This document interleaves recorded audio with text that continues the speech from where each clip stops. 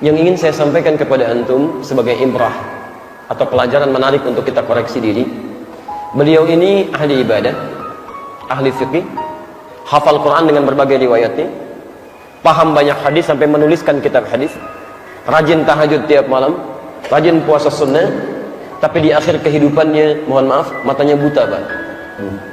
Matanya buta. Kenapa buta? Karena seringkali menangis, memohon mengibah kepada Allah Subhanahu wa taala untuk diterima amal solehnya sebelum kembali kepada Allah Subhanahu wa taala.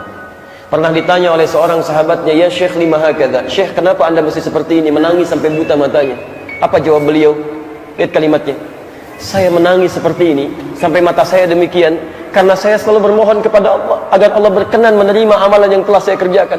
Saya takut ketika menghadap Allah bekal saya masih dianggap kurang." Anda bisa bayangkan, imam fikih, imam besar, ahli hadis, rajin tahajud, sholat tiap malam, puasa siangnya, hafal Quran dengan seluruh riwayatnya, menulis kitab hadis, di akhir hidupnya, di masa tuanya masih menangis sampai matanya buta karena takut ketika menghadap Allah bekalnya masih kurang. Bandingkan dengan antum saat ini, kita semua, saya, anda, kita, imam besar juga bukan, jadi makmum kadang-kadang, sholat malam belum tentu, Quran belum dihafalkan, jangankan untuk menghafal Quran, untuk baca pun belum punya waktu. Hadis belum diketahui, jangankan untuk meriwayatkannya, untuk datang pada mendapatkan kajian satu hadis pun sulit untuk mendapatkannya. Masya Allah, apa yang sudah antum lakukan sampai dengan saat ini? Jangan-jangan di akhir hidup, di masa tuanya masih sibuk dengan menyiapkan dunianya.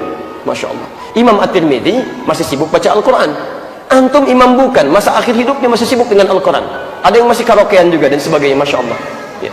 Bertakwalah pada Allah Subhanahu wa taala, teman-teman sekalian. Hidup kita terbatas. Satu kali kita akan kembali. Dan kita tidak tahu kapan kita pulang. Demi Allah saya katakan, kita tidak tahu kapan kita pulang. Bahkan antum keluar dari sini pun mungkin harap-harap bisa berubah dengan kebaikan, tiba-tiba malaikat datang lebih cepat dari apa yang antum duga. Baru tobat, begitu keluar masjid, Masya Allah, Allahumma inni as'aluka min fadlik, kaki kiri keluar, tiba-tiba yang keluar malaikat maut. Assalamualaikum, waktunya pulang. Kapan saja bisa terjadi. Kita nggak bisa milih ya. Antum bisa duluan, saya belakangan, bisa. Atau ditukar, saya belakangan, antum duluan, mungkin. Iya, ya. Salah.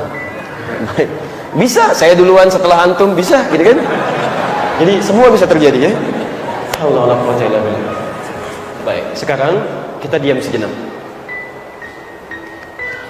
Coba antum pikirkan ya, di antara sekian senyuman yang antum pernah keluarkan, kebahagiaan yang anda dapatkan sampai hari ini, apapun profesi anda suatu saat akan meninggal. Dan mungkin hari ini anda akan diwafatkan oleh Allah Subhanahu wa taala. Anda nggak bisa pilih. Pertanyaan saya, dari sekian amalan standar yang disampaikan, berapa yang sudah kita maksimalkan? Silahkan cek. Dan anda yakini itu pasti sesuatu akan kembali kepada Allah.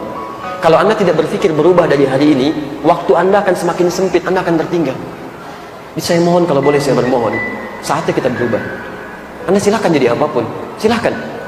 Yang paling penting anda beriman kepada Allah, tingkatkan takwa, yang standar jaga.